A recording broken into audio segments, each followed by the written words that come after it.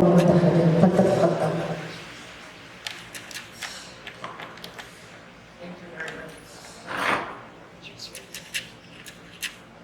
Good morning.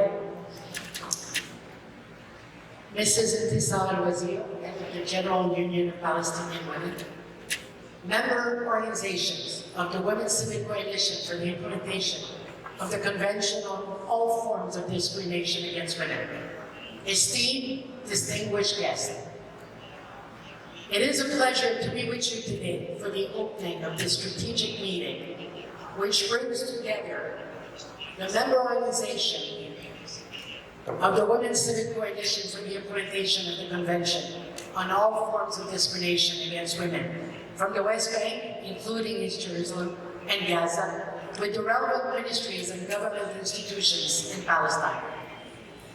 This meeting is timely and crucial, as it aims at identifying the work prospects and future directions of the coalition in light of the recent developments in order to reposition the convention at the local, regional, and global levels, and to push towards enhancing gender equality and realizing women's human rights in Palestine.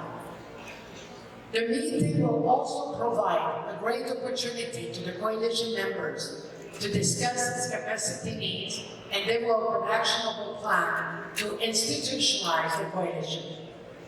The meeting and through the session with the government institutions will discuss venues of cooperation and coordination with the government to support their efforts to meet their commitments, particularly in relation to the submission of the first periodic report to the committee, which is due on the 22nd of July 2022.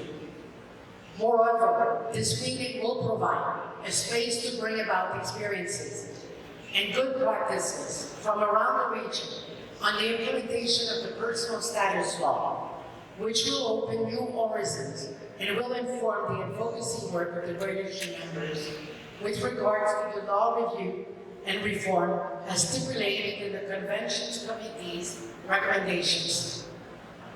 We all recognize the challenges facing the implementation of women's human rights in the state of Palestine, which has been witnessing a steady decline, especially in recent years.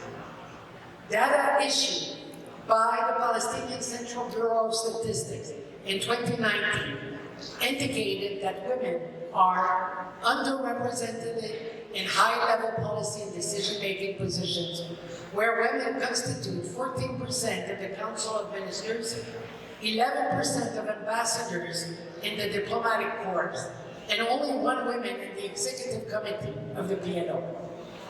Women's vulnerability to poverty has increased during the COVID-19 pandemic due to the difficulties in accessing employment or the loss of their job, and therefore exacerbated women's inability to provide for their families.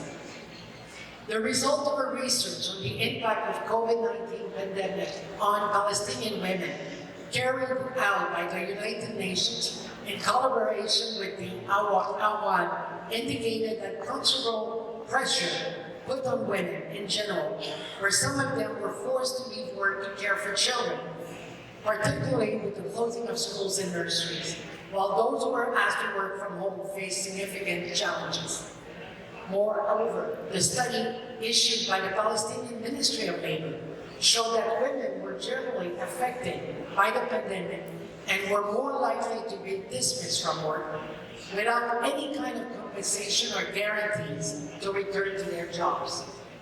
The outbreak of COVID-19 pandemic exacerbated an already dire situation in terms of women's rights and protection, as reports indicate increased levels of gender-based violence and killing of women during the pandemic.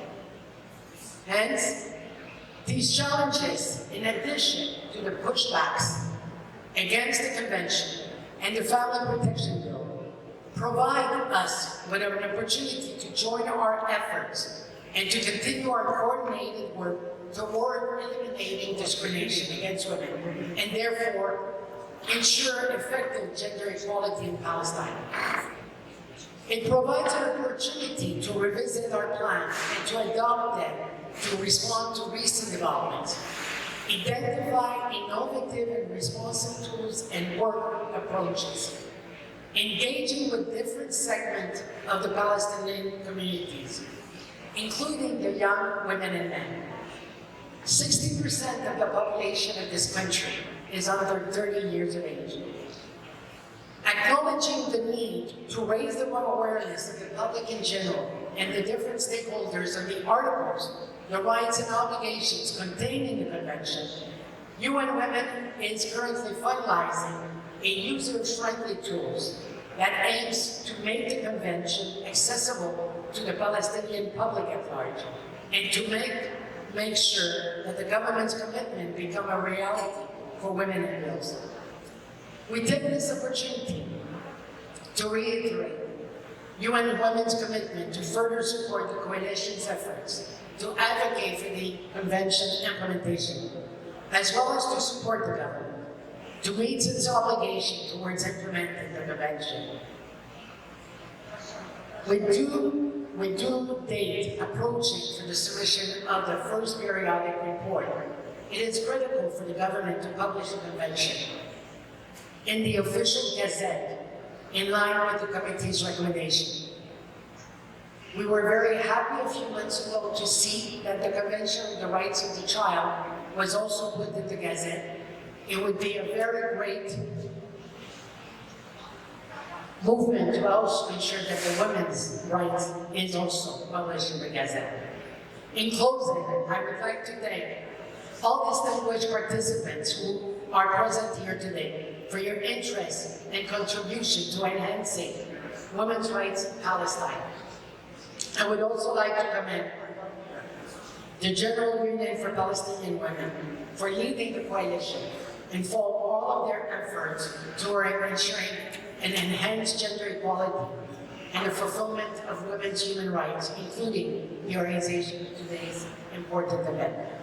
I end by wishing all of us a fruitful discussion and thanking again all of you for your invaluable work and contribution to this strategic meeting. We look forward to the recommendation of this meeting and carrying them further into our plans and actions in the coming period.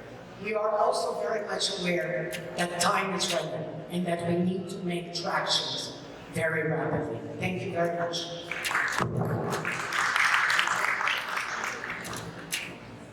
شكرا على هذه الكلمة الرائعة، والآن نبدأ بالجلسة الثانية. تقدروا تفضلوا.